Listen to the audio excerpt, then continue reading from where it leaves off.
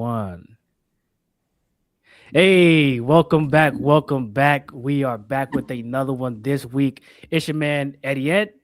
Hey, folks, it's Dialogue. Welcome, welcome, welcome.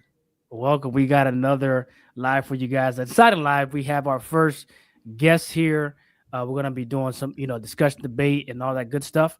Um, as we do customarily, make sure if you're not subscribed, subscribe. If you want to keep up to date with all the lives that we're doing, turn on the notification bell so you make sure you get the notification when we go live or when we post.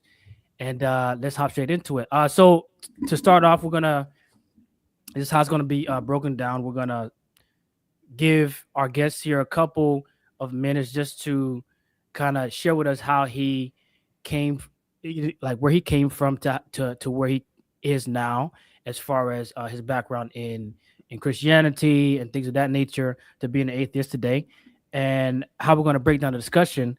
We're going to give each other segments of time. We're going to give our guests here 10 minutes to speak on the topic that we have today. Then we're going to speak for about 15 minutes. And then after that, we're going to go to questions, rebuttals on both sides. And after that, if we do have time, we'll actually answer any questions in the comments. And then we have closing remarks. So, Fallon, let the people know how you came from where you used to be to here now. Sure, thank you very much. Probably not anything terribly unusual. I was raised what I call Catholic light. You know, my parents were Catholic. We went to the major holidays. I grew up in the South, went to a Catholic school for a good portion of my life. And, you know, the way I think of it is my mom described it really well once. She said, when I asked her about God and things like that, she said, I talk to God while I'm doing the dishes. So for her, it was a very just, she talked to God just throughout the day, right? And so we were not a very really super religious household. As I got older, I started looking into more of, the Bible reading. I was an avid reader when I was younger, so it's no surprise that the Bible was one of the books I read. And, it was really interesting at first. And I think for a lot of people it is when you start getting into the nitty gritty. From there, when I got to around college, I started falling out of any kind of, real Christian faith. I got interested in, Wicca and paganism. Again, not a huge surprise, I think, for anyone who's a big fantasy reader or sci-fi reader. You're getting more into the alternative religions and exploring those concepts. After that, I started falling out of that, looked a bit into sort of more of a scientific approach. If anyone's seen Ghostbusters or movies like that, Peter Venkman at the start is doing the cards thing where he's seeing if people can read his mind to see the cards. And so I wondered if there was anything behind that. Got into that for a while, eventually decided I wasn't seeing there was any really good evidence, and sort of just fell into being a non-believer, an atheist, however you want to phrase that. And then, more recently, just got interested in more of an academic approach. I started following some channels that focused on deconversion. Some of them have left the seminary or have backgrounds in textual criticism, or biblical languages. And I found that there was a real interest in me to sort of look at this from an academic standpoint. And so I've been doing that probably the last 6 months or so, finding it really fascinating. And I ended up posting a response to just a random video of your guys's that I found, and we started a little dialogue, and it was pretty respectful, not too spicy as discussions go.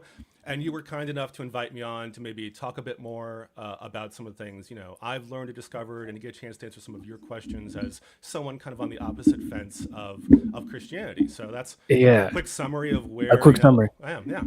Yeah, perfect. I mean, just like you said, this we have never had anybody on from the comments. So, like you said, we got this response from them, and we started dialoguing in the comment section, and then it got to a point where, we thought it would be a good idea to have them on, so we can actually break it down more and have a more beneficial interaction here. So we're gonna go ahead and jump into the topic at hand today. We're gonna start off with the Jonah story, and we do know that Jonah is one of those stories that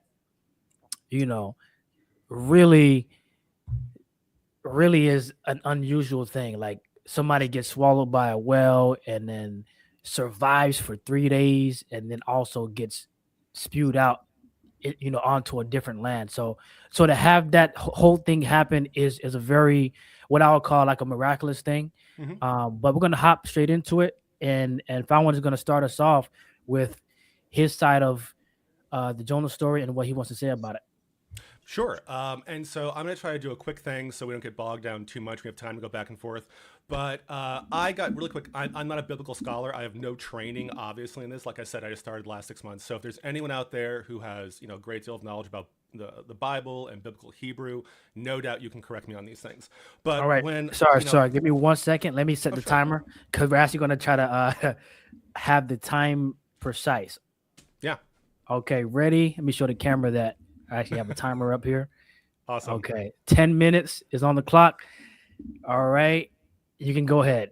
All right. So I, watched a video or heard a podcast about Jonah, and it really opened my eyes onto, what the story would have been to the people of the time versus like you said, there's a whale, right? And he's in the whale for like 3 days and he's going off to some city, and that's all I really remembered, right? And Jonah is like one of the minor prophets, right? And I love this story as an example because there's not a lot of faith that hinges on this. Like if you remove Jonah from the Bible, I don't think anyone's faith would really change. So I think it's a great opportunity to sort of like, let's explore maybe a non-univocal, a non-inspired look at this story because it doesn't really challenge much. But I think it's wild. So I'm going to run through Jonah really quick and just sort of show maybe hopefully my like surprise at this, right? So it starts off that, the Lord comes to Jonah and he says, go at once to Nineveh, that great city, they're being wicked, go out there. And what does Jonah do? Like, remember, like, he's now apparently a prophet of the Lord, which is up there with like the king, right? Like if you want to be in high society during this time among, the people of Judah, prophet is pretty high. Well, what does he do? He goes, nope. And he runs down to a port and he goes to a ship. He hires a ship and he is not going to Nineveh. He's going to Tarshish. He's running away from his responsibility. Well, that's not very prophet friendly. Like, okay, like that's an interesting choice to be like right off the bat saying no to God and running away, right? So off the bat, he's going down. And also he's running away from the Lord literally. Remember, like back in the day, God was in the heavens, which is just the clouds. You go up to the temple. Prophets go up, like up to Jerusalem, up to the temple, up to the, most holy of holies. He's going down. He's going down to the seaport, down to the ship. He goes into the belly of the ship. This dude is running from God. And you're like, okay, that's a little spicy for a prophet. Let's see what happens. So he gets aboard the ship. He goes downstairs. They set out for sea. Immediately there's a storm, right? And they all know, the sailors seem to know that this is an unusual storm. So Right. the captain goes down there and he's like, Jonah, how are you sleeping during the middle of a storm, right? And the sailors up there, they start praying to their gods. It says they pray to their gods and they're like trying to figure out what God is mad at us right now, right? Well, eventually Jonah comes up and they draw lots. And of course, as the hero of the story, Jonah's lot is pulled. And they are like, what is going on? And he's like, yeah, I'm kind of a prophet of the Lord and he's kind of mad at me. And they're like, what? Like, and again, this is kind of like a comedy, right? Like, imagine you're on a ship, you're just a fisherman, and all of a sudden there's storms coming, it's gonna sink, and you're trying to figure out why, and there's some dude who just got on board being like, yeah, I'm a prophet, kind of pissed off my God. Like, that is an awkward position to be in. So what does Jonah do? Jonah's like, throw me overboard. It's his idea. He's like, this will fix everything, throw me overboard. So, like, this dude has a bit of a death wish. He's really dramatic, right? He doesn't pray to God. He doesn't do anything else. He's like, toss me overboard. And the sailors try to avoid it. They try to row back to shore. It's not working, right? God's having his way. He's sort of like, punishing Jonah a little bit, teaching him a lesson. So, eventually they're like, hey, God, we're going to have to throw your prophet overboard. Don't be mad at us, because they know the gods don't look favorably on someone if you kill their prophet, but they have no choice. So they chuck Jonah overboard. So Jonah goes overboard, and once again, we're continuing this motif of like down, right, away from God. And a fish comes up and grabs him. And it doesn't say whale. A whale could be a big fish, but regardless, he's in a fish's belly. Right. So he's down there for 3 days, and like, he's a stubborn guy, right? Like, he must really not want to do what God wants him to do if he's willing to be in a fish's belly for 3 days. So he's down there, he composes this beautiful psalm, which we can talk about later. That's kind of like, what was he composing it on? It's gorgeous, but he composes a psalm. Eventually, God comes down, by the way, doesn't talk to Jonah. God talks to the fish, is like, vomit him up on shore. So our guy Jonah gets like vomited up on shore, probably not smelling good, probably not feeling very good, but he's on the shore. So he heads to Nineveh, right? He gets over there and he says, by the way, like, Nineveh is a huge city, 3 days walk, like, wide. Little exaggeration on his part from what we can tell, but it's 3 days in the belly of the fish. Now it's a 3-day walk through that city. It's supposed to be a very big city. Well, what does he do? He's supposed to go out there and tell people that God has said he's going to destroy Nineveh, right, for their wickedness. So he does. And this is where it gets really interesting. You're thinking like, okay, well, Jonah's learned his lesson, right? Surely now there's going to be a battle. Like, he's going to have to convince the people. They're going to resist him. We're going to see Jonah like overcoming obstacles. No. Jonah goes up and goes, y'all are wicked. You need to change your ways. Word gets back to the king. The king immediately like rips off his clothes, puts on sackcloth, tells everybody else to do so, and everyone does. Like, there's no struggle here. These people fold like a house of cards. And that's important to remember because that's kind of a commentary. But like, remember, this dude's a king. It's a little buffoonish, a little silly that a random prophet smelling of fish guts comes into a city and says, you have to change your ways and change your gods. And the king just does it, but that's what the story says, right? He rips off the clothes, puts on sackcloth, has the animals put on sackcloth. So now you've got the citizens, high and low, running around putting sackcloths on their goats, their cattle, their pets, like, and then they're all crying out to the Lord. Presumably the animals too. You got goats, and you go, oh, Yahweh! Like, this is ridiculous, right? This is making these of Nineveh look like fools.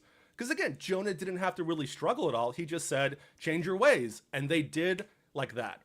So we're obviously making fun of Nineveh. And then we can get back to why that is a little bit later, if we can get to that. So then Jonah's like, okay, I did my job. He leaves the city. God comes down to him to talk with him. And God's like, hey, you did the thing, right? And God says, and this is what blew my mind. God goes, oh, well, sorry, real quick, rewind for a second. When he was talking to the king was like, part of the reason they did all this, the king said, maybe if we are supplicant, maybe if we show our remorse for not having Yahweh as our God, Yahweh will forgive us. He's hoping he will get forgiveness from the doom that Jonah has brought. Well, now Jonah's left the city. He's gone up on a hill. And God comes down and starts talking with him, right? And God says, they do seem really repentant for what they were doing. I think I'm going to forgive them. And this is what blows my mind. Jonah goes, I knew it. I hate the Ninevites so much, and I knew that you're a good God and that you were going to forgive them. And that's why I would have rather died than do what you want. You're like, the prophet is mad at God because he's forgiving the Ninevites? Like, again, not very prophet of you, prophet, right? This is wild. He's mad at God for forgiving people and not destroying them. But that's the case. He goes up on a hill. He's like watching the city. He's hoping it is going to be destroyed. Now, there has to be a lot of background anger for some dude to want a city of like, hundreds of thousands of people destroyed, even especially when his God is like, I'm going to save it because they were repentant. This is a wild story. So to wrap it up, near the end, God basically teaches him a little lesson. He's like, hey, bush, wander over there and give Jonah shade. So the bush does. Bush goes over, and this is kind of comical too, right? And God's like, hey, Jonah, you like the shade? Jonah's like, I do like the shade. Next day, God sends a worm or an insect to kill the bush. And Jonah's very sad about this. God brings up a fiery wind to sort of make it really hot for Jonah, right? And he goes to Jonah and he's like, hey, do you really miss that? Do you miss that bush? And I kid you not, Jonah's like, I miss it so bad, I want to die. And you're like, Jonah, calm down, take a breath, right? But God makes a point. He's like, listen, you only had that tree for one day. You had shade for one day, and you're like, I'm going to die without it. But you're mad that I'm not killing these like hundreds of thousands of people that don't know their left from their right and all the animals. Basically, God's saying, like, you had a tree for one day. How long have I had these people? Like, how might I feel if they are destroyed, right? And so he teaches a little lesson to Jonah, and then it ends. We get no further, story about all this. So I see about like 30 seconds left. So yeah, that's like when I read this, I was like, the whale or the fish is the least interesting part of this. It's really about a prophet doing the opposite of what most prophets do. Instead of going up to the temple, he's going down. He's running from God. He's dramatic. He wants to die, all because he hated the Ninevehs so much. And there's reasons historically for that, and it's part of the story. But yeah, that's when I read it this way, I was like, this is wild. So that's a brief overview of Jonah. We can get into more details, more specifics of why I think looking at it non-inspirationally brings a lot of light to the author's original intent. But I want to pass it back to you guys, as well. All right, you do have 20 seconds left. Yeah, I But- concede it. Yeah. Okay. Hold on. Let me do something really quick. Give me 1 second.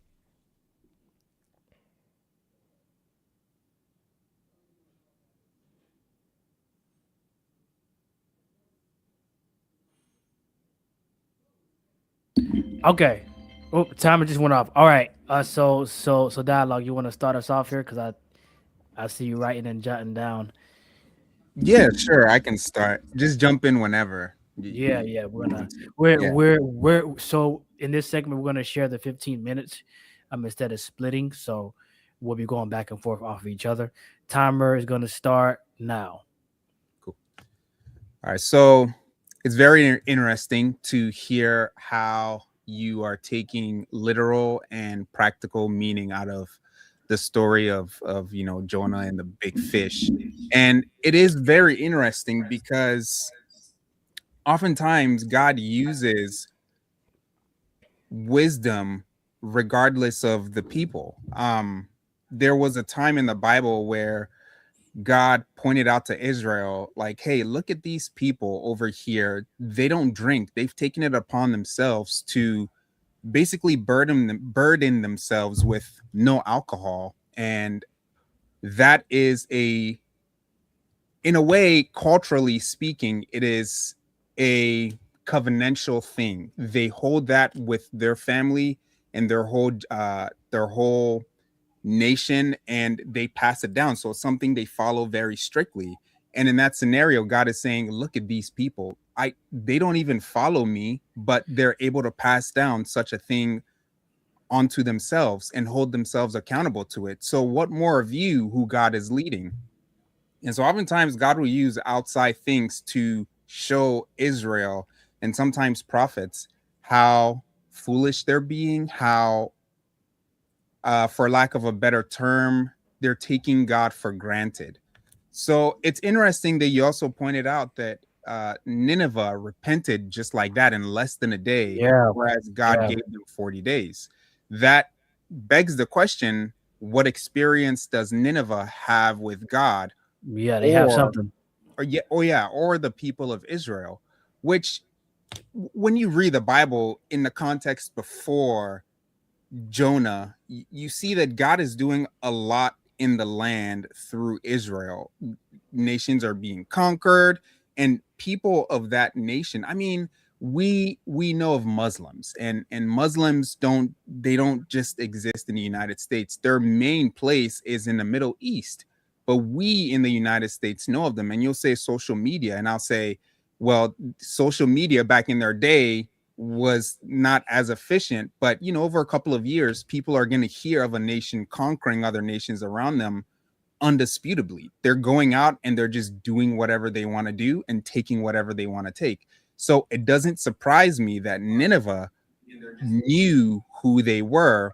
And I guess it goes to say, because just like how Jonah showed up disgustingly in a fish's mouth and its guts, whatever you'll call it, in the same way, when you look at the New Testament, John the Baptist also shows up out of the wilderness. Here's a dude who lives in the middle of the forest or wilderness, whatever you call it, eating bugs and eating honey. I mean, think about how skinny this dude looked, and can you imagine what clothes he had on? I mean, and he's coming out to this city and saying, "Repent, for the kingdom of God is at hand." And you're gonna look at him and you're like, dude, can you dress proper? Can you look properly? And I think the idea here isn't that Jonah was supposed to show up in some grand factor. In the same way, Christ himself, of course, of the New Testament, when he shows up, he shows up on a donkey, but you see all the people around him giving glory to him because of his reputation and what he's done. So the idea that Jonah shows up in animal saliva or guts or whatever, it doesn't necessarily point to the heart and what they know about God. I think that even more so speaks of God able to influence through his culture, so to speak. And culture is a really big deal in Christianity, because when you become a Christian, your culture changes from what you believe to now what drives you, right? Culture is what drives people to do what they do. And I'm pretty sure Nineveh wasn't short of experience of prophets in the land going to warn people, and they don't listen, and then they get conquered. I mean, back then, I think that's one of the problems with taking stories as a kind of in a vacuum and then describing it and trying to attribute the non-attributable, such as, I'm going to take this story in the Bible, describe it for what it is, what's going on in that specific context, disregard what came before it and what came after it. Mind you, later on, years later, God used Nineveh to destroy Israel. So it's like this whole circle that we can't explain God away. And so I think it's very interesting that you also, in the beginning, it was mentioned that when you take away Jonah, faith is not impacted at all. It has no impact on the faith of a Christian. Whereas Jonah is the direct indication of the idea that if God desires for something to happen, there's nothing you can do against it. But if you take God away from that, then we just have the lesson of whatever you shared. And it's like, I don't know. Okay, great story. Let's put it on the shelves and move forward. Yeah. Did you have something? I mean, along those lines, I think that as kind of mentioned before, it's totally beyond normal factors for someone to be swallowed by a whole animal that actually, when you read the story, goes deep under the sea, and in references to even like down to hell, right? But the point of a person being swallowed up, and not only swallowed up, but being taken down for 3 days, and then arriving to wherever, like, I think that in itself is not explainable. We can't be like, okay, this is what happened and this is what we saw. Like, I think that's divine. I think that shows divine ordinance, divine intervention, just in that piece alone of him being transported by an animal inside his belly to the destination that the Lord wanted him to go to. So I think it's to take the aspect of the divine out of that would be really hard to do, because we can't explain how he was taken to the exact place that the Lord wanted him to go to, just by happenstance, or by mere chance. And also, I think when the moment you begin to take out the deity aspect of a story, like 90% of the story has to become fiction. It has to become fiction because you've removed the whole point of the story. I think one mistake that people make is, especially coming from the atheistic lens, not necessarily calling you an atheist, but just from what I've heard generally, they tend to fictionalize a lot of biblical stories because of this problem specifically. They've taken out everything that has to do with the reason why the story exists in the first place. And so when you begin to look at things that way, I see it as inconsistent, because you're taking the intangible away from the tangible. And the moment you do that, in real life, you become something like a sociopath or like a psychopath, because now everything that happens to inform the tangible can't exist, right? When we talk about the idea of feelings and emotions, yeah, you could always point to hormones, but how do hormones operate without the intangible thing of that person? For example, I will always give this thing. Someone gets into an extreme accident and they pass away right on scene. They pass away. They take him to the morgue and they're like, let's perform a scientific experiment on this person. Let's fill them with a bunch of hormones and let's shock them and try to bring their hearts back to life. Well, why can't they do that if humans are just filled with electricity and hormones and are acting based on tangible physical things that science can always examine? That's where the conversation falls short. What'd you say? No, I was just saying, or like that science points to that we can observe with, with the eye. Yeah, exactly. By the way, how much time do we have left? We have 5.5 minutes.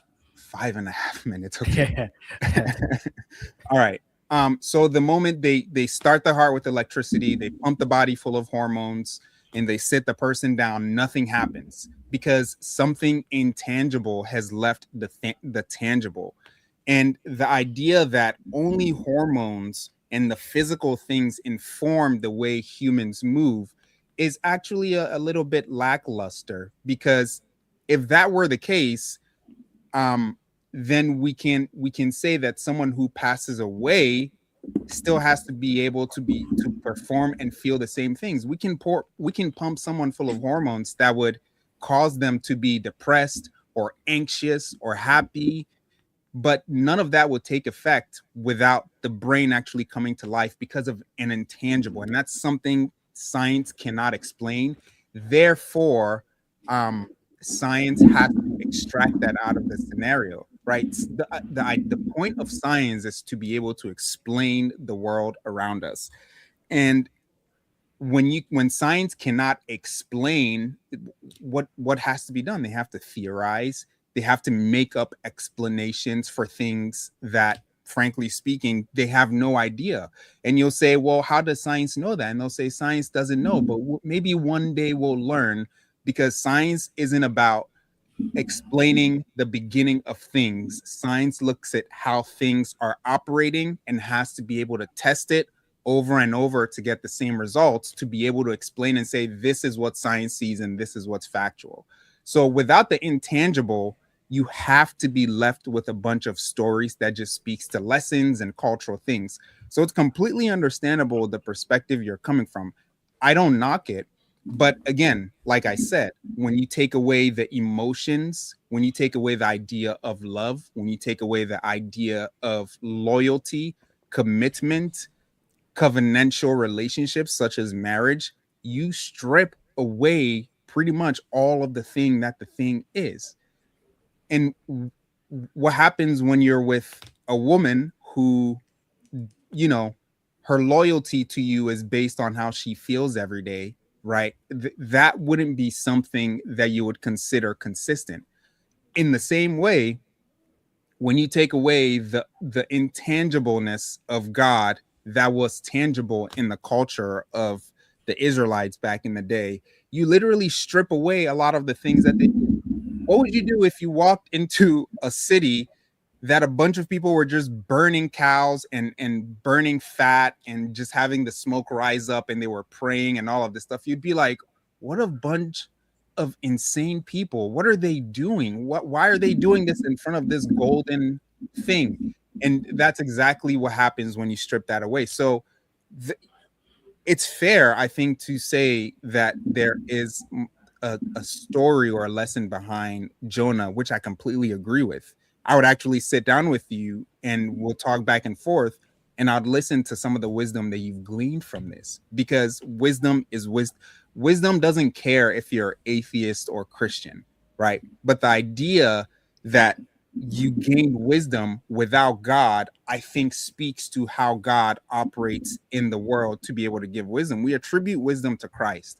So if you're able to see wisdom even without attributing the thing to God, then I believe that there is an imprint of God that leaves the wisdom behind. because obviously wisdom existed before human beings. We can't say that it didn't. I don't think science can prove that it didn't. But the idea that wisdom existed before human beings, and then you come into it, and then you experience wisdom, has to speak to something beforehand, which science can't explain. Christians can give you a lot of evidence pointing to that. But I think when you say, nah, you can't really use God in this scenario because that wasn't the case, then we really are left with nothing but just a bunch of stuff to just look at. And then anyone can form anything. And then when you look at it from that perspective, I think if we were operating from that perspective, there would probably be a lot more wars. There would probably be a lot more denominations. There would be no cohesion because anyone just learns whatever they want to learn, whatever We they got 40 feel like. seconds left. And I think that brings about a lot of problems. Yeah. I'm My bad. I didn't realize the time was going that quick. hey, this is good. We knew it was gonna be, long-winded and everything like that. That's why that's why we extended the time. But I mean, we have said a lot here. For me to add to that in these 10 seconds, I'll just say, actually, let's go ahead and just get into the questions and the rebuttals. I mean, because we got 10 seconds left. Let's go ahead and get into the questions and rebuttals. We'll allow Fowin to make his opening statements, and then any questions or rebuttals from anything we have shared so far. There goes the time. We'll go ahead and have that start here. We got 35 minutes for it. Start the timer. You can go ahead. Sure, thank you. I'm gonna, if you don't mind, I'm gonna put aside some of the more modern things you brought up, which is about, the body, about emotions, because I want to focus more on just Jonah for right now. But I'm happy to address those. I just don't want to mix those because I feel like we're gonna then go off into two different tangents. Sure. So, to start with Jonah, first I'll say I don't think I made any claim that my view of Jonah mean it didn't happen or it invalidates God. I think there are some things I'll talk about now that, if you have a univocal approach, that is to say, you think there's one voice, a divine voice that is behind all the books of the Bible, I think there's a problem. But I think looking at Jonah just from a textual standpoint, it wasn't that my view showed that, God's not real or anything. I think what it was is, let's talk a little about some things that are a little unusual compared to other prophecies. So you may notice that when God says, go warn Nineveh, he doesn't tell anyone in the story exactly what's going to happen. And I forget the verse, but there's a famous verse where God says, I do nothing before it comes out of the mouth of my prophets, right? And along with that, Jonah is going to go forth and tell them a doom is coming. They're wicked. But we never actually get the doom. I mean, and God, you can look at the punishment of David. You can look at, I think it's Leviticus, where God warns about the curses that'll happen if the people of his people, Israel, doesn't follow his commandments. He gets very specific about what will happen in many of the prophet stories. But here it's strangely absent. There's a doom, and it's 40 days, but there's no military, right? There's no army coming that's going to crush Nineveh. There's no natural disasters or plagues, like, again, in Exodus, you look at the hardening the heart of Pharaoh. God goes through many plagues. He warns them about a ton of them, right? But here it's strangely absent. Almost like the exact form of doom isn't important to the author of this story. You'll also notice that it doesn't come down to the wire. It's not like God says you only have so many days. I mean, 40 is kind of an important number, and I understand why they use that. But the story doesn't have a lot of again, look at the story of the Exodus, right? Pharaoh has the people, he won't let them go, and these plagues have to escalate. So this author of Jonah isn't concerned about specifics about the plague, which is a little unusual. What I'm saying is that when you look at it this way, what was Nineveh? Now, Jonah was mentioned, I think, in Kings 2, and the biblical time frame would be about, I think, 800 BC, 850 BC.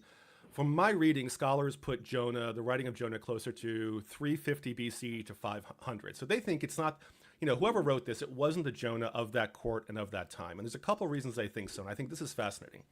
So one is, what was Nineveh? Nineveh was the capital of the Assyrian Empire, and the Assyrian Empire was a brutal empire. Subjugated Judah and others, was overthrown by its vassal states eventually. But as far as I'm aware, Judah never got to participate in the overthrowing of like this specific town. But they were a vassal state, which means they suffered greatly. Scholars have pointed out that like this story, there is no story of like at this time where the Israelites, Judah is overthrowing. They don't get a military victory at this point in history. So instead, this is a spiritual victory. So there's no exact doom, which is a little unusual. There's no armies involved. And Nineveh was a former capital of the Assyrian Empire. It represents that yoke that the people were put under. So now we understand why was Jonah so mad that God forgave them? Because Jonah represents the anger of against the Assyrian Empire, right? And it's a little weird also because you notice in the story he refers to the king of Nineveh, not the king of Assyria. So it indicates this is a later writing, that for this author of the book of Jonah, they weren't too concerned about history. They just knew that Nineveh was an important city, that people have long been mad at the Assyrians for their brutal treatment of their vassal states. And they can't do a military story, right? No one's going to believe that Jonah goes or an army overthrow them, but this is a spiritual victory. God has every right to destroy Nineveh. He's proclaimed them wicked. So as part of the story, they show Nineveh as kind of fools. They make fun of them. The king caves immediately. Jonah doesn't have to do anything to convince him. And I get your point that like they knew of various prophets, but you yourself said cities were probably full of prophets who were warning about disasters all the time, right? It's what prophets do. It's what people do. But Jonah apparently had it pretty easy. And it's showing that like God even says they don't know their left from their right. And so when I first saw that, I thought God was calling them stupid. Like, how do you not know your left from your right? It was the academics, the reading said, well, think about it this way. The Bible often refers to as, the favorite of God sitting at the right hand of God. So they think it was a reference to God going, listen, the people of Nineveh are spiritually bankrupt. They don't know the truth. And that shows why God is reluctant just to destroy them, while he's more interested in forgiving them. Plus, their rather immediate and sudden universal acceptance of Yahweh as the correct God. And so it gives context for someone reading this at the time when it came out is like, yeah, like we got one over on those Assyrians, right? And again, it refers to like the I think in the book, I can look it up, but it says something like, a former great city of Nineveh or a former, if this was written during the time of, Second Kings, Jonah the prophet would have been living, it wouldn't be a former great city. It was the capital, right? This is a later telling. And that's what I mean. So I want to make it very clear. Like, I'm not saying like my interpretation invalidates the Bible or God. I just think that when you start getting into like, why do certain things happen? Why is there no description of the doom? Why does God forgive so easily? Why are the people seem so foolish as to put sackcloth on all of their animals and not let them drink? Here you realize the audience wants a victory over the Assyrians that they never got militarily, and it would resonate with people. And you're right, there is a spiritual message. It's showing that, like, someone pointed out that these prophets, the minor prophets, there was a time when there was a certain amount of reformation going on in Israel and with the Jewish people, where some people were like, we're too insular. We're always telling other people, like, they don't have the right God, this or that. And even if you look at the Bible, it's full of warfare. It's full of us versus them. It's full of tribalism, which isn't unusual. It's not just the Israelites or that at the time. But with some renovations, this is a story about forgiveness. I mean, you can find tons of examples of God, ordering genocide, ordering the murder of people, ordering the wiping out of people. But in this story, he forgives them. This is a more forgiving God in this story, right? And I think that's my main point, is going, if you try to harmonize this with, as you did, and understandably so, like the New Testament, right? Trying to view this through the eyes of Jesus, trying to wrap it up with other authors, especially with the later authors, you run the risk of not really trying to understand or not being aware of what the author of that time was trying to convey. And I think that's where, like, scholarship and looking into, like, looking at it as like a parable. And there's even some, I think especially among the Jewish community, who have said this wasn't meant to be history. This was meant to be a kind of like a play, not literally, but like a moral story to teach people. So I don't even know if the original authors really believe that someone was eaten by a fish. Here's a wild thing you can look up. The fish changes gender. If you look at the Hebrew, and this is a well-known thing, in one verse it's done as male, in another verse it's female, and in another verse it's male. And scholars have basically been like, listen, the authors didn't think it was too important when they were assembling this story to worry about the gender of the fish. Some people think the fish represented other kings. It was something that maybe people of the time would have recognized, but we have lost that understanding because it was meant for a specific time, a specific people, a specific audience the author was writing to. So yeah, that's my point. I think we can look at this, and the reason I said we could remove Jonah. It's not I'm saying we should. There are lessons here, but I don't think there's any this isn't people concerned about does John teach the Trinity. This isn't Adam and Eve, which is like, why is the world broken? Why aren't we perfect, right? This story seems much more concerned about, forgiveness and a people's anger at oppressors and little details like that. They even talk about the psalm. Scholars seem to indicate that psalm was added later. And the reason they think that is, well, one, you can't really write a psalm in a fish's belly. It's beautiful. Psalms were very popular during this time period, and they were included in a lot of writings. And often they kind of come out of nowhere like this one does. And the story works without the psalm. If it was just like Jonah was swallowed by a fish, God said, throw Jonah back up on land, and Jonah goes to Nineveh, I think we'd all accept that story as fine. The psalm seems kind of out of place. Plus, the psalm the psalm's a little weird. If you look at the start of the psalm, he says, I called to the Lord out of my distress, and he answered me. Let's see. Is that the start of it? Let me see. I called the Lord out of my distress, and he answered me. Out of the belly of Sheol I cried, and you heard my voice. So you're talking about Sheol, right? This is obviously about going down into the bones of the earth. These were references to Sheol. Oh God, there was one thing I was trying to see. But the point is that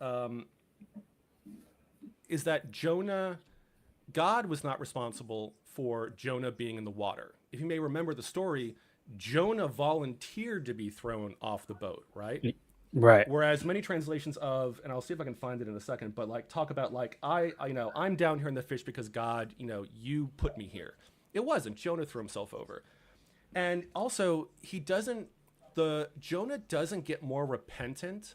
He doesn't seem to gain a greater understanding. When you look at the prayer, it's a prayer of thankfulness. He's going to sacrifice to, it says here, I, with the voice of thanksgiving, will sacrifice to you. We never see Jonah sacrifice anything to God. There's no offering, anything in the story. So it's a little weird that like this verse seems to like indicate that this prayer, the psalm seems to indicate that Jonah is going to have some big life lesson, right? But it never happens. He doesn't sacrifice. He put himself in this position. And at the end of the story, he's still mad at God. He's pouting. He's dramatic. And that's why many scholars think this was added later than the original story. And I can see like the indications of that, right? Normally you would think Jonah would go through this and he would change dramatically. He's not. He's still defying the Lord. He still wants the city destroyed. He's still angry at God. And he's still kind of like a funny character, an anti-prophet. So and let me ask you real quick. And sure. and for let's go down this route where it's okay. Go ahead. Hold on, before you go down the route, I know you're going to go somewhere real strong. Let me just make a couple statements in regards to what he said. Sure. By the Lord being merciful to like Nineveh and how it's kind of different than what we've seen. I think but first let me read off a little portion of Nahum, the prophet Nahum, and how wicked the city is, right? And then I'm going to get to my statement. I just had it on here, it just disappeared. Give me 1 second. Okay, so Nahum chapter 3, and then I'm going to read a couple of verses 1 through 4 and then 7. So woe to the bloody city. It is full of lies and robbery. The prey departeth not. The noise of a whip and the noise of a rattling of the wheels and the prancing horses and of the jumping chariots. The horsemen lifted up both the bright sword and the glittering spear, and there is a multitude of slain and a great number of carcasses, and there is none end of their corpses.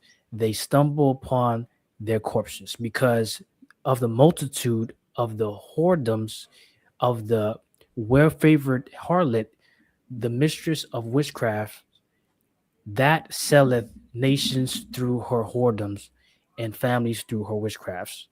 And then it goes into verse 7, it says, and it shall come to pass that all they that look upon thee shall flee from thee, and say, Nineveh is laid waste.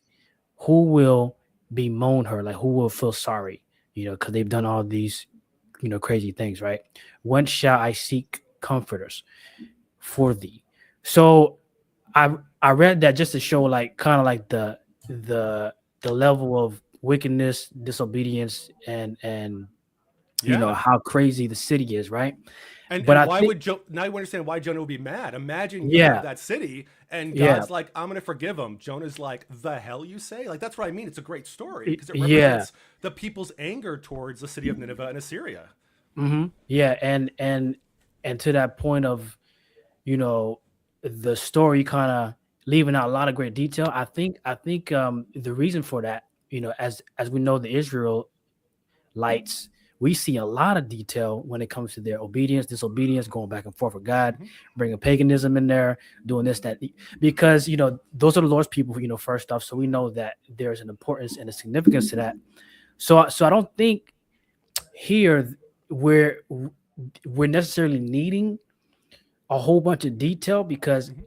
how the Bible is constructed is it's based on a certain group of people in the Old Testament, that we see the historical development of where they are with God, and how God is going to move them to the promised land, et cetera, bring kings and all that good stuff. So I think there's a great detail that was that was needed for the Israelites. But here in Nineveh, we're just getting straight to the point. Hey, they're wicked. God is going to destroy them, but God is merciful and is going to send a certain individual. But I think God is the same in both areas. We just don't see the detail. So it looks like, hey, you know uh why is God so easy with these people?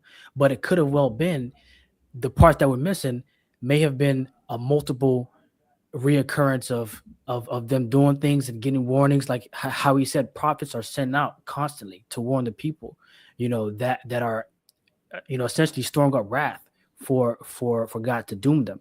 But for some reason, this one was like the last straw for them to really, like, quickly understand, hey, God is really saying something here.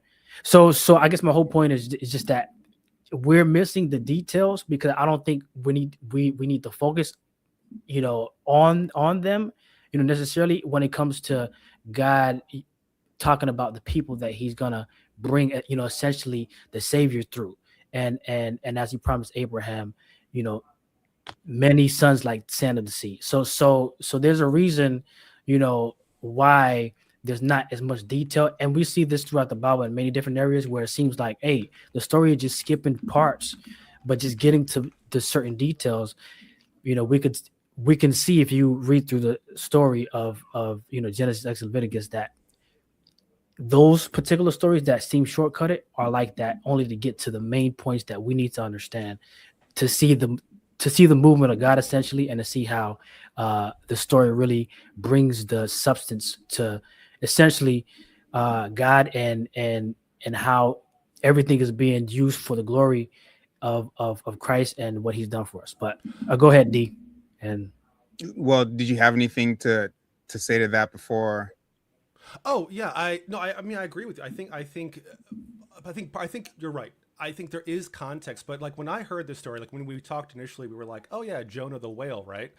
I think this shows us that, like, well, my point would be we often fail to realize maybe the historical context of what's going on, right? And the example I would give is, I said again, like, why was Jonah mad? It's not mentioned in the story. The audience is expected to know why, but how many times, if you're in church or if you're reading this story, do you stop and think, well, why was Jonah so mad? We just kind of accept he was. And understanding why he's mad, I think, helps put it, like, why the story was popular. Like, why was this story picked among all the books, right? If we set aside maybe divine inspiration just for a moment, what you start going, well, why was this story here, and why are they acting this way?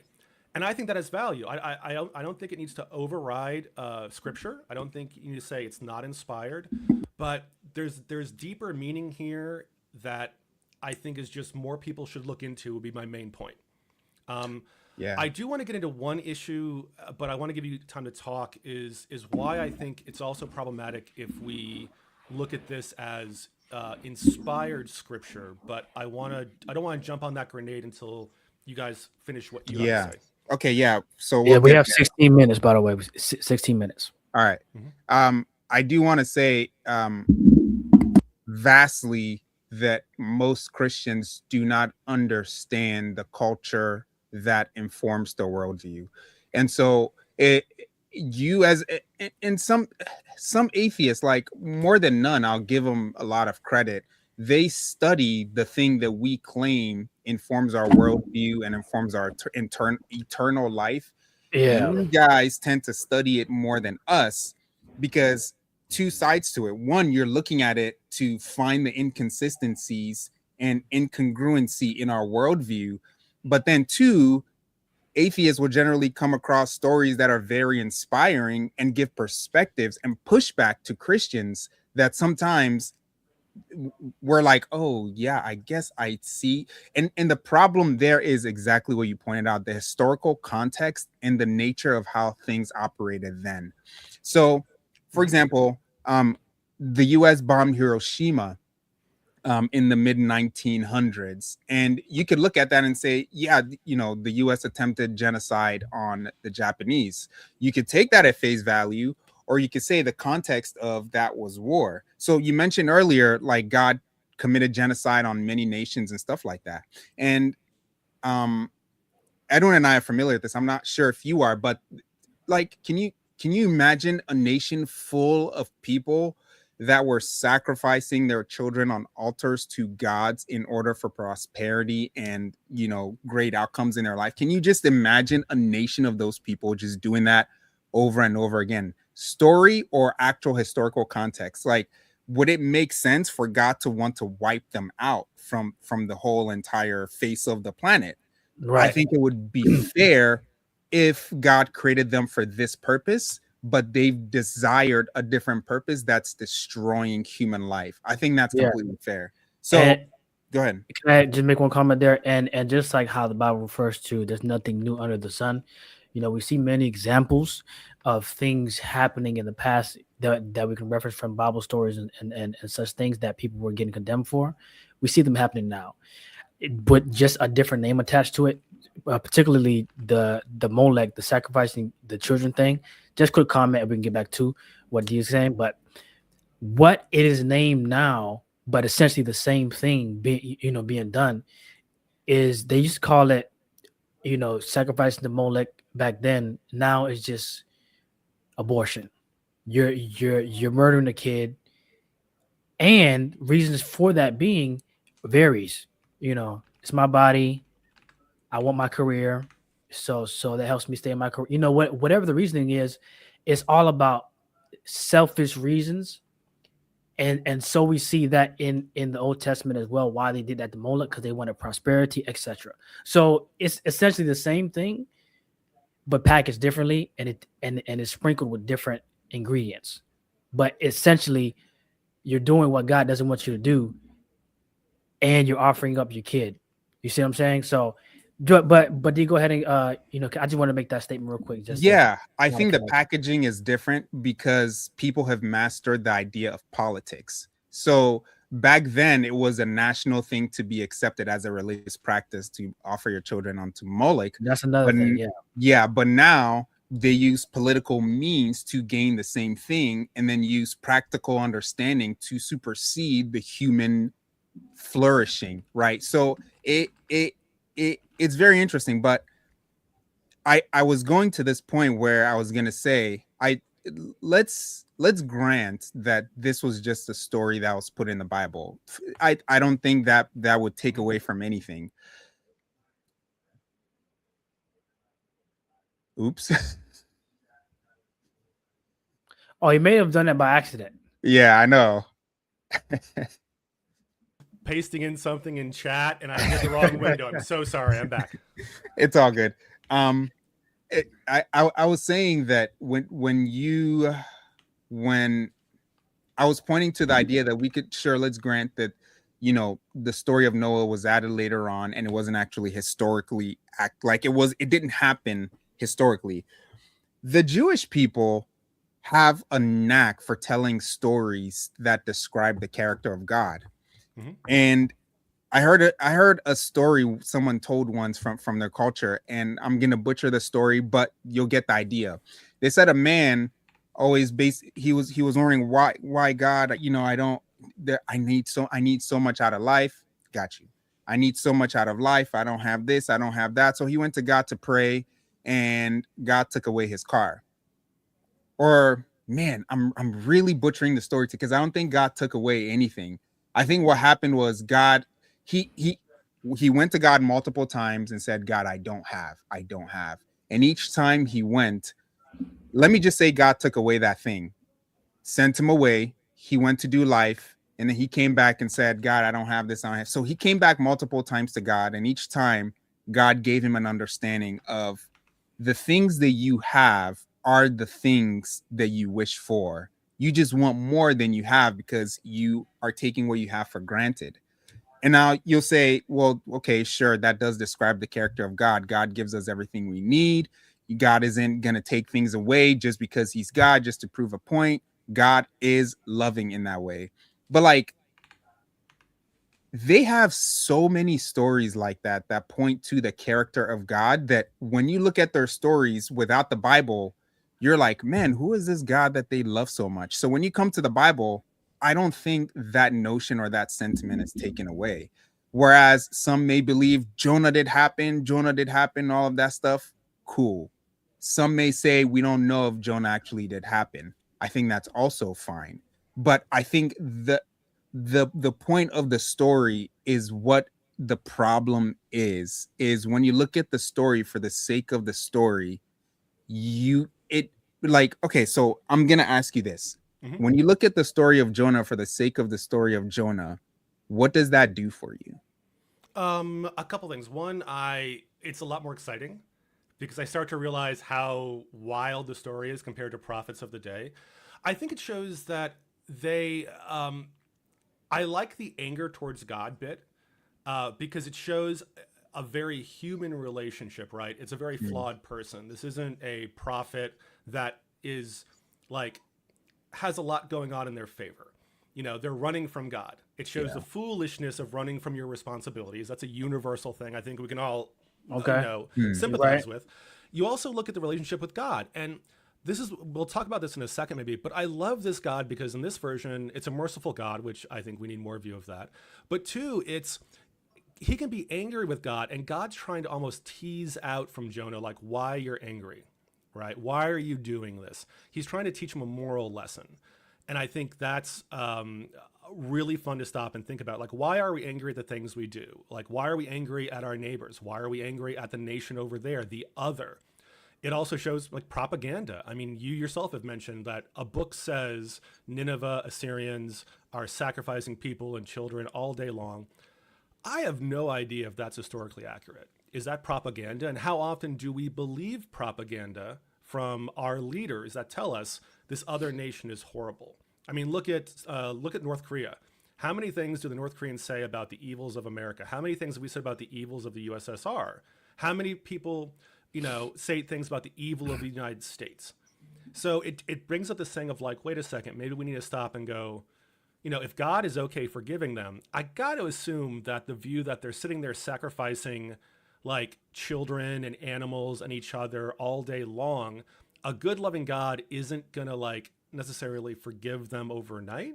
So maybe the anger is a bit misplaced, especially if it was like, oh yeah, they subjugated us, 400 years ago. Their empire is in decline. The city is in decline. It's not the great city it once was. Maybe we shouldn't be going to try to kill the like great grandkids of those who, bothered us. Maybe forgiveness should be on the table. So I think there's a lot of interesting things like that you can take from the story that, again, I don't think invalidates a spiritual, even maybe even literal view of it. It just says there's another context here that I think people should learn about. Absolutely. I would 100% agree with you. And I think that's one of the problems that Protestants today have with the understanding of the church is they have the Bible today. So anything that started at the resurrection of Christ, they don't really care because it's just in the Bible. Whereas most of the reasons why they're Protestant today is because they don't understand the historical context of things. Not to say that once you understand, you'll become like Catholic or something like that, Sure. but it grounds you in the reason why you understand the things that you understand. So I think it's fair to say that the scholarly exploration of stories like Jonah in the Bible are vastly unquestioned, in the sense that, is this an actual story that happened, or is this an inspired story based on events and understanding of how things have unfolded over time? That was why it was put in the Bible, for Sure. edification of the Christian understanding. You got something Yeah, yet? yeah. Let's get to some questions. Sure. Let's get to Oh some yeah, questions. okay, yeah. We have Okay. 6 minutes. All right. We'll get one question. We'll get one question in. All right. Go for it. I'm an open book. All right.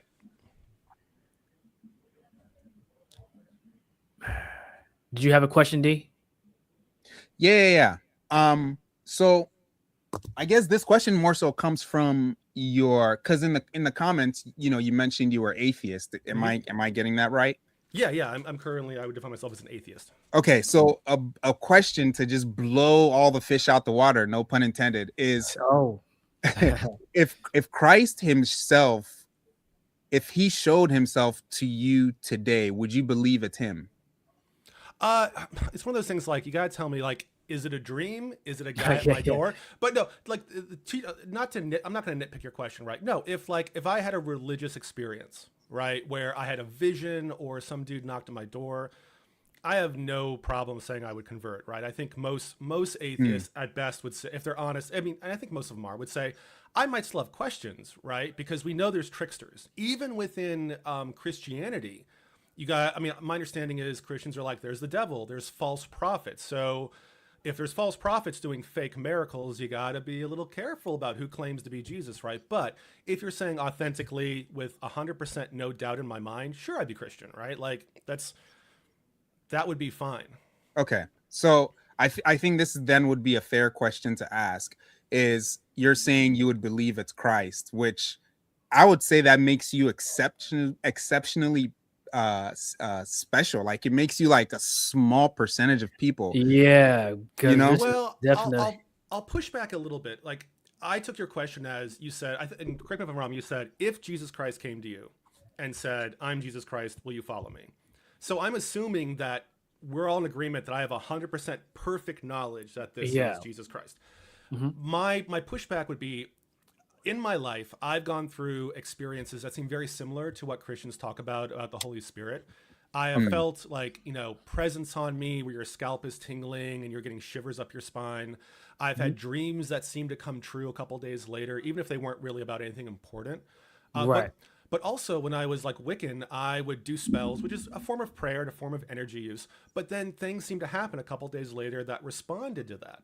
And so I was able to find, both as a Christian or as a pagan, or even as an atheist, coincidences where I had confirmation bias, where I was like, oh, like, I'm not going to count all the times my dreams didn't come true when I woke up in the morning, but I'm going to remember the one that I did one time kind of sort of come true.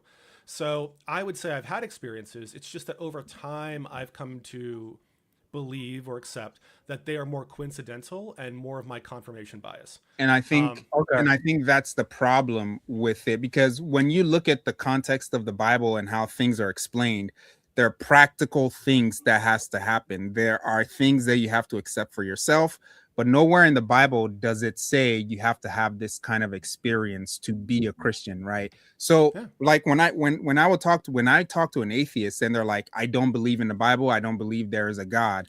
Well, are you rejecting the practical understanding and foundational thing of what a Christian is according to the Bible? or are you rejecting your experience with how you've experienced the Bible? Because you explain Jonah in a way that most Christians wouldn't be able to.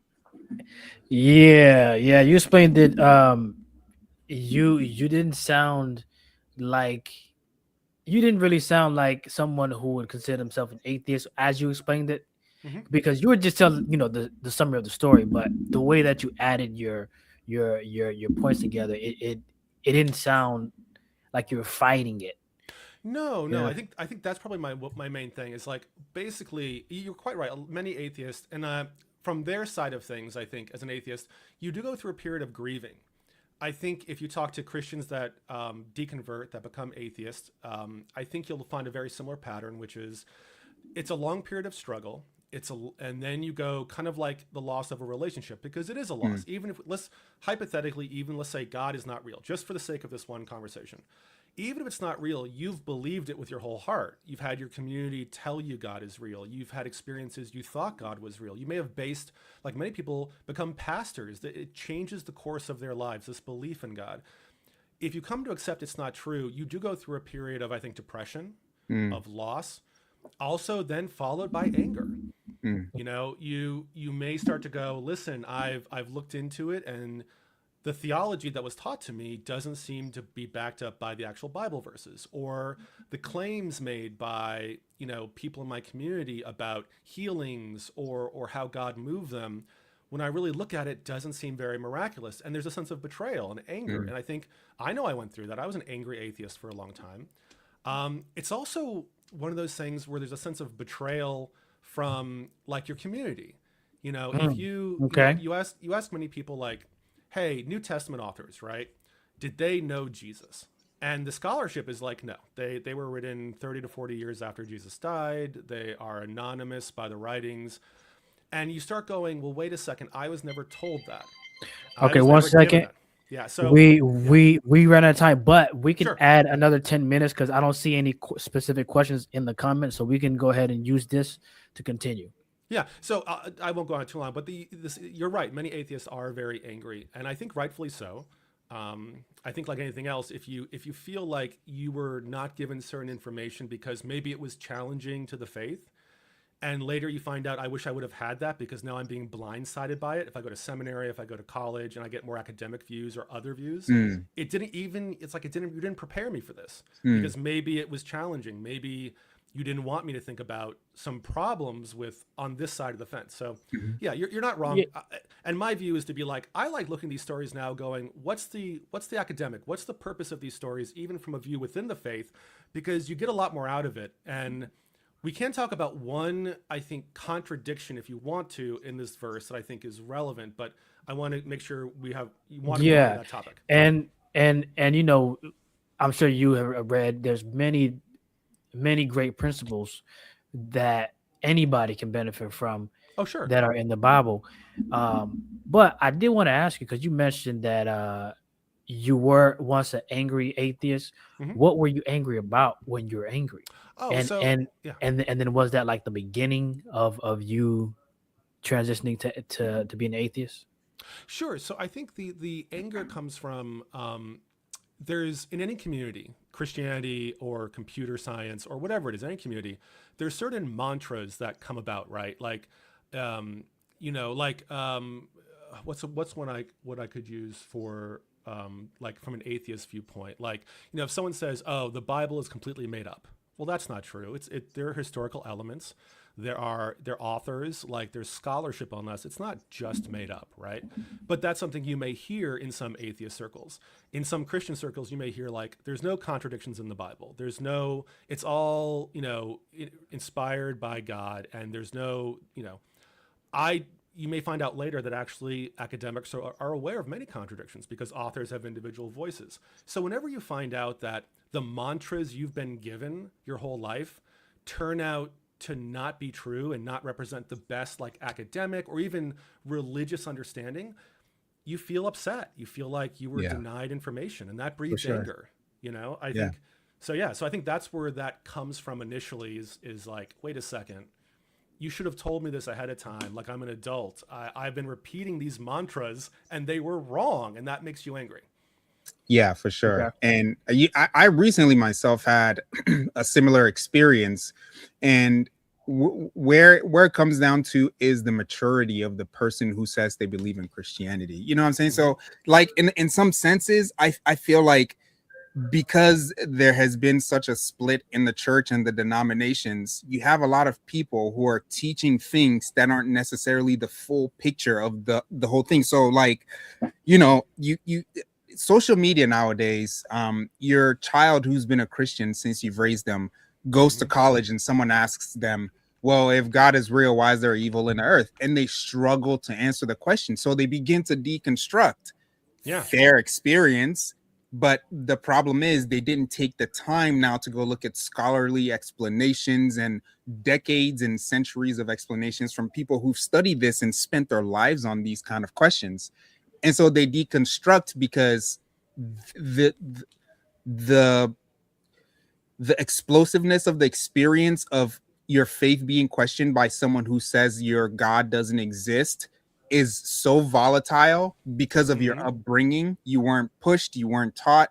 Yeah. um that now you're like, oh well, why, man, like, Yeah. forget the church, they suck, they didn't teach me, now I, all of that stuff. Or Yeah. simply, what we do come to find out, a lot of people just don't study for themselves, and this is one of the ongoing problems in a lot of churches and a lot of people getting taken advantage of because they don't read scripture for themselves, so they lack the understanding and the knowledge that is in the word. So somebody can easily twist something and they won't even catch it because they themselves don't know it well enough to catch it. Because how many times do we can you get an expert in anything to Yeah. be able to identify a real or let's take the dollar bill. An expert that knows the dollar bill well can tell you by eyesight which one is real and which one is fake, or by feeling. You see, Mm. so that's the same thing here. Is like they don't know the real from the fake because they haven't become you know, studied in it. So they depend on the person that's delivering the message and don't feed themselves. So therefore, when they get bad food, they don't know the food is bad. Yeah. Yeah. Oh, go ahead. Well, I do, after your point, I don't know if we're gonna have time to respond, but I do want you to get to your contradiction, so it's not like we wasted too Yeah. much Oh yeah, time. yeah, Yeah. yeah. So this is something where like this is why. So my thesis statement on this would be like we're going to talk about something that seems to be a contradiction. My view would be like if we just take Jonah as the author's own story, I don't think we need to worry about this supposed contradiction because the author had their own view, and this author did not have the entirety of the Bible sitting in front of them, so they weren't worrying about it. So, if we look at Jonah, and you can bring up your own Bibles, but at the very end, it's let's see, it's Jonah 3 number 10. So it says when God's, and by the way, I'm looking at the New Oxford Annotated Bible as my Okay. reference. So it says, when God saw what they did and how they turned from their evil ways, this is Nineveh, God changed his mind about the calamity that he said he would bring upon them, and he did not do it. Now, in this story, it's like God was like, I'm gonna destroy these guys. Jonah, go tell them. Oh, look, they repented. I'm not gonna do it. God changed his mind. Hmm. Perfectly fine. If you look in, I believe it's Numbers 31. Numbers 31, it talks about whether or not God's going to can change his mind. Let me see if I could bring this Hmm. up. Oh, no, that's not the one. Is it Samuel? Let me bring this up for a second. Does God change his mind? I'll just go. Dun, dun, dun. There's a Bible verse that essentially says, oh, Malachi, let's see here, Numbers 23:19. God is not a man that he should lie, nor a son of a man that he should change his mind. Does he Hmm. speak and then not act? Did he promise and not fulfill? So Numbers 23, that author was like, if God says he's going to do something, he does not change his mind, right? Hmm. And that's, I'm sure, was important to Numbers, right? Especially, remember, if you're a prophet, you can't have God, you can't go tell a city you're going to be destroyed and then God doesn't destroy you. That it is a problem for a lot of reasons.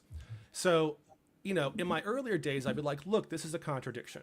God and Jonah clearly said he changes his mind. Numbers says God is not a man, he does not change his mind. I think it is a contradiction, but I don't really care because I'm like, the author of Jonah had a point, and Jonah wasn't reading necessarily from all the other books at the time. And if we take it that this wasn't supposed to be literal, this was more of like a thought exercise at the time, it makes sense that they have a little more freedom to say these things. But if you say the Bible is inspired word of God, it's univocal, God is behind, or the Holy Spirit is behind every verse, then you can't have a contradiction.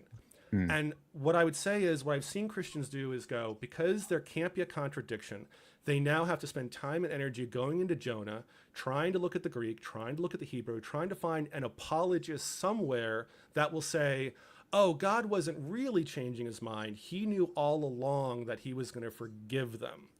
But that's not really what the text of Jonah seems to be saying. It's not what Jonah seems to expect.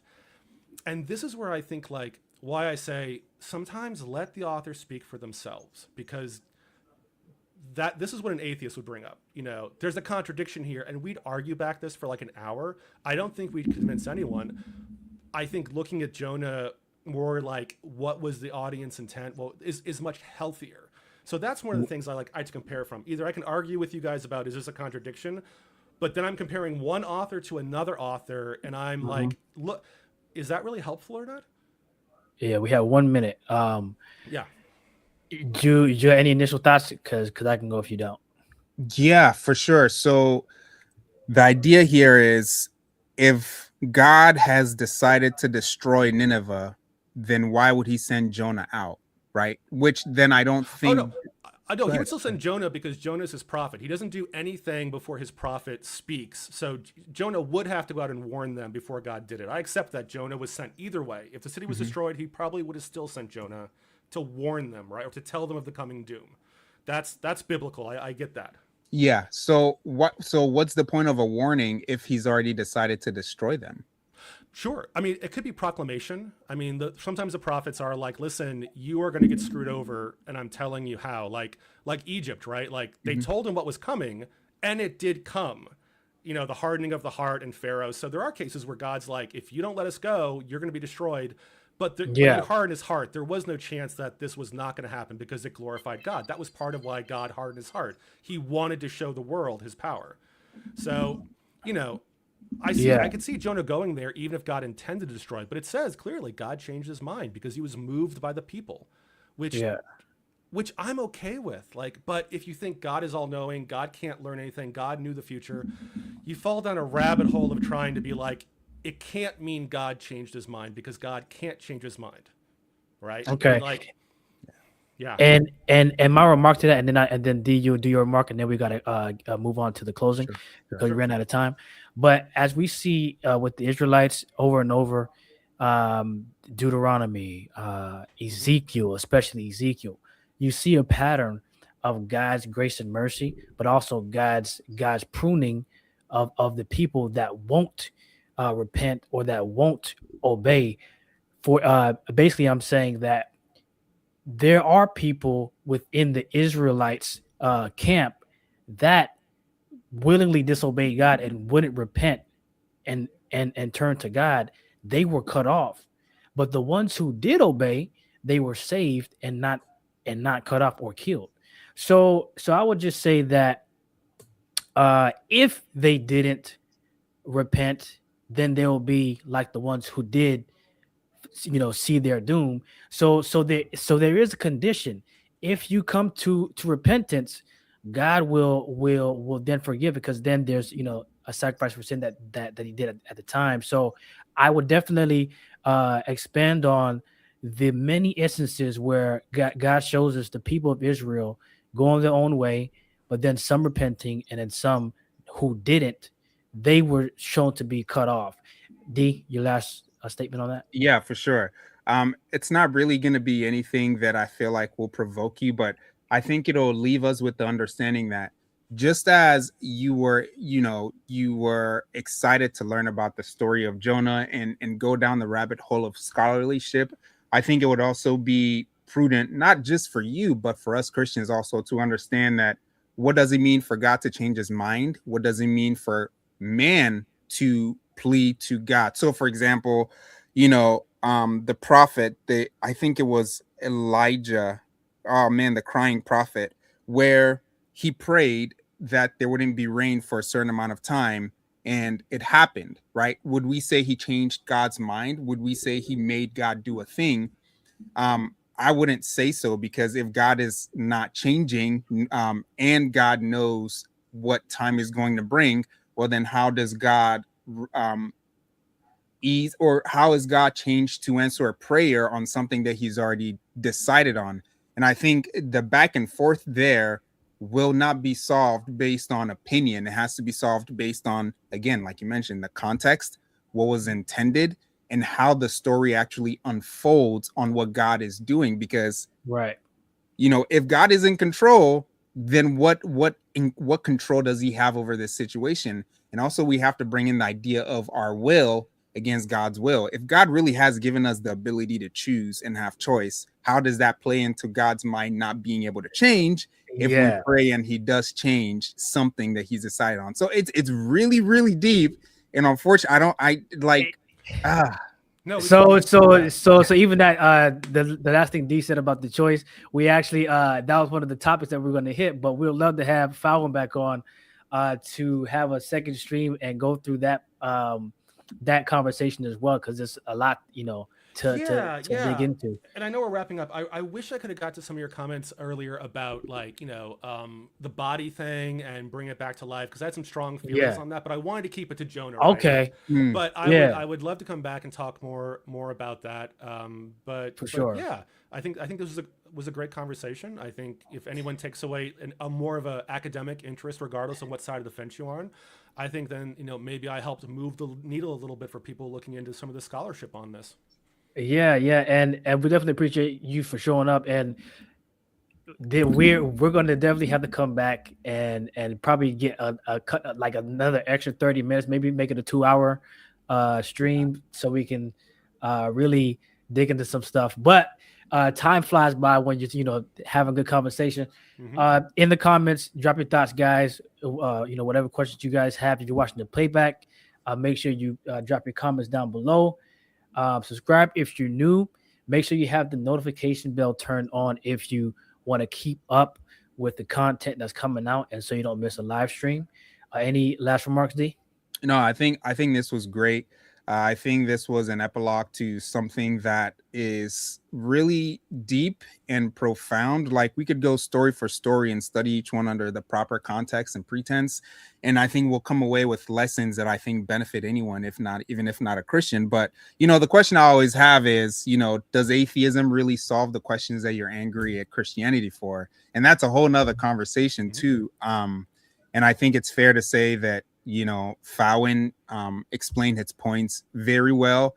He was articulate in what he meant to be articulate about. And I think it was a respectful conversation that I think would be beneficial for people to come to understand that just because you're an atheist doesn't mean that Christianity itself, the religion, apart from people, the practice, the text itself, lies. I think it's the experience of people when it comes to understanding Christianity is what leads a lot of people astray. I have had church hurt too. I have had a lot of bad experiences with Christians, but I think and of course, people who are Christians have become atheists and become Christian again. And of course, people who are Christians, scholarlies, have become atheists. It goes back and forth. And I think the fairness in this is to say, at least let's give the story a chance to be understood as it was written, not based on opinion. And I think he did a good job explaining that today. Yeah. Thank you so much. It's been a pleasure being here. It was a great conversation. And I just, thank you so much for bringing me on and giving me some time to talk. It's been a lot of fun. Yeah. Hey, we're going to have him back on for sure. Cause there's more that we would like to discuss. And I'm sure he's, eager to discuss as well. So thank you guys for watching. Till next time, it's your man, Eddie Ed. This Dialogue, folks. And with a holy duo, catch you guys next time. Peace. Peace.